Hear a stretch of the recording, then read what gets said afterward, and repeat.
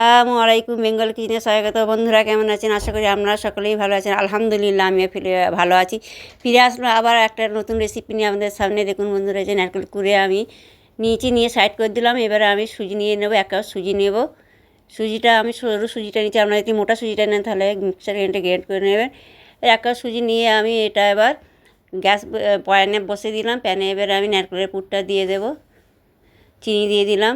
চিনি দিয়ে আমি ওর মধ্যে এবারে এলাচের দানা দুটো দিয়ে দিলাম, দিয়ে ভালো করে নাড়াচাড়া করে একটা নারকেলের পুর তৈরি করে নিতে হবে। এইভাবে আমি চিনি দিয়ে পুরটা বানাচ্ছি, নারকেল আমরা গুড় দিয়ে বানাতে পারেন।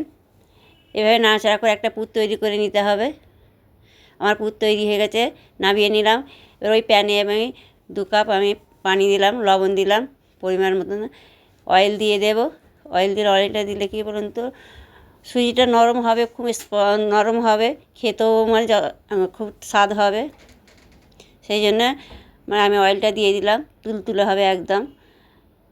এবার ডোটা আমি তৈরি করে নেবো নাড়াচাড়া করে। এরকম সুজি 1 জগ করে নিচে পানি দেখলে যখন এই যে ডোটাও উঠে আসবে প্যান থেকে, তখনই জানবেন যে ডোটা তৈরি হয়ে গেছে। আমার ডো তৈরি হয়ে গেছে। এবার নামিয়ে নেবো, একটা বোলের মধ্যে নামিয়ে নিলাম। নিয়ে আমি ঠান্ডা করে করতে দিচ্ছি, ততক্ষণে ফিরে আসছি।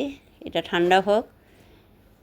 এবার ভালো করে মিলিয়ে দিলাম, ঠান্ডা হয়ে গেছে। ভালোভাবে মেখে নেব। যে সকল বন্ধুরা আমার এই চ্যানেল নতুন, তারা অবশ্যই সাবস্ক্রাইব করে বেল আইকনটা ক্লিক করে আমার পাশে থাকবেন, তাতে ইয়াম্মি রেসিপি আপনারা দেখতে পাবেন সবার প্রথম।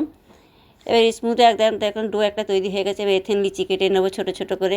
ফেসবুকে যে বন্ধুরা দেখছেন পেজটা ফলো দিয়ে দেবেন, দিয়ে লাইক শেয়ার কমেন্ট করবেন, বেশি বেশি করে শেয়ার করবেন, কমেন্টে জানাবেন আমার এই সুজির পটল পিঠা ভাজা রেসিপি কেমন হয়েছে অবশ্যই জানাবেন।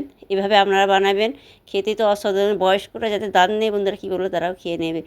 মানে প্রথমে যখন বানিয়েছে তখন একবার ক্রাঞ্চি থাকবে, তারপরে থাকতে থাকতে এত নরম হয়ে যাবে কি বললাম। আর খেতেও তো অসাধারণ হয়েছে, আপনাদের বলে বোঝাতে পারে। একবার এইভাবে বানিয়ে দেখবেন, অবশ্যই ভালো লাগে। এইভাবে আমি শেপ দিয়ে নেব, একটা শেপ দেখিয়ে দিলাম। এর সমস্ত পিঠাগুলো এক এক করে এইভাবে শেপ আবার একটা করে দেখাচ্ছি। দেখুন, প্রথমে এরকম করে একটা বাটি গোল করে নিতে হবে, নিয়ে এবার পুরটা দিয়ে এরভাবে মুড়ে নিতে হবে। মুড়ে দুটো সাইডে একটু শেপ দিয়ে নেবো এইভাবে। নিয়ে দেখুন আবার একটা দেখিয়ে দিলাম। সমস্ত আমার এবার পিঠাগুলো তৈরি হয়ে গেছে। এবার ভেজে দেখাবো। দেখুন বন্ধুরা, প্যান বসিয়ে দিয়ে এবার পরিমাণ মতন অয়েল দিয়ে দেবো। অয়েল গরম হয়ে যাবে, এবার পিঠাগুলো দিয়ে দেবো, দিয়ে উল্টে পাল্টে গোল্ডেন কালার করে ভেজে নেব।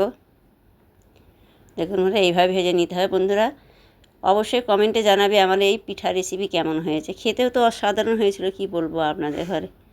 উল্টে পাল্টে গোল্ডেন কালার করে আমি পিঠাগুলো ভেজে নেব। এইভাবে উল্টে পাল্টে ভেজে নিতে হবে। ভাজা হয়ে গেছে, এবার উঠিয়ে নেব। এবার আপনাদের দেখাচ্ছি। দেখুন বন্ধুরা, কতটা সুন্দর, কত লোভনীয় হয়েছে, দেখতেও অত সাধারণ হয়েছে। আপনাদের খেয়ে দেখাচ্ছি, দেখে তারপর আপনারা বলবেন।